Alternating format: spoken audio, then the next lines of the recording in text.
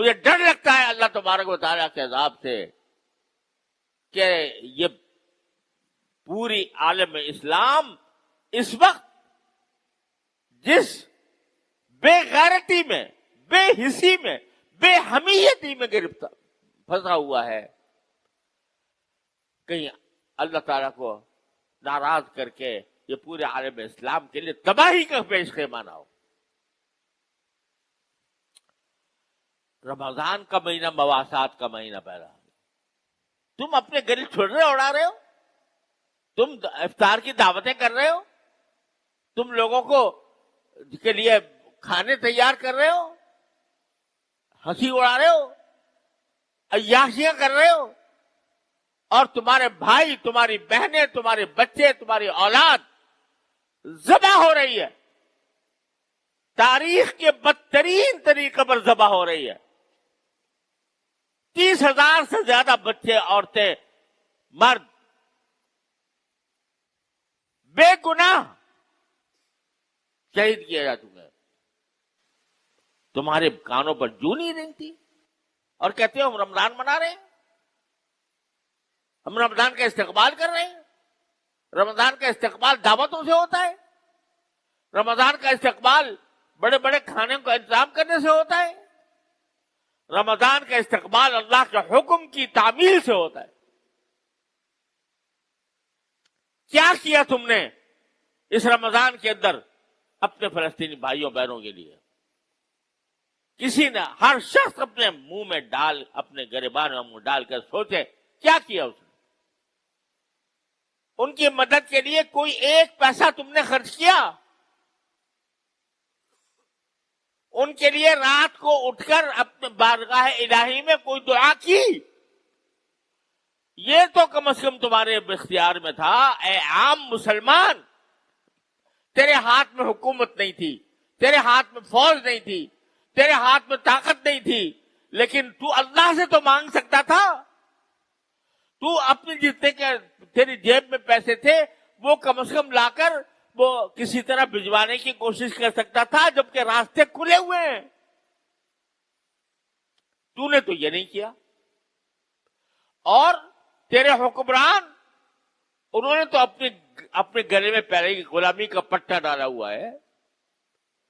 تو نے کبھی ان سے بھی یہ کہنے کی جرات نہ کی کہ ہم غلام رہنا نہیں چاہتے، اور ان کو متوجہ کرتے کہ تم یہ فلسطین کے بارے میں کیا کر رہے ہو۔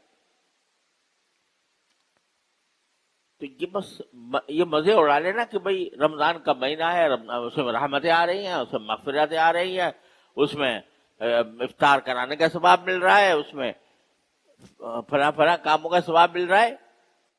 ارے ڈرو اس بات سے کہ کہیں اللہ تعالیٰ کا عذاب نہ آ جائے ہمارے اوپر، جس بے حسی اور بے غیرتی کا ہم اس رمضان کے اندر مظاہرہ کر رہے ہیں اپنے فلسطینی بھائیوں کے خلاف۔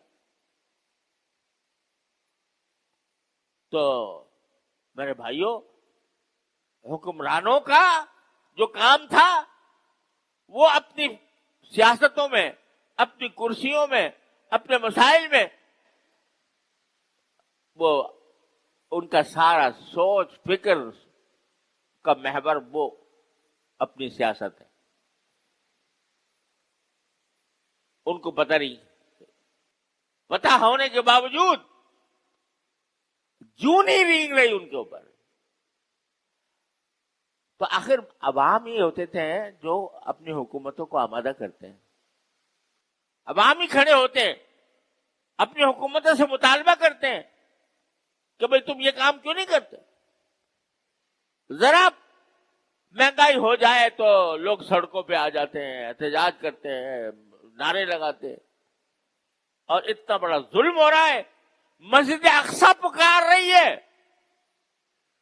کہ ہے کون میرا رکھوالا، اور ہمارے کانوں پر جوں نہیں رنگتی۔ ہم یہ بات اپنے حکمرانوں تک نہیں پہنچا رہے۔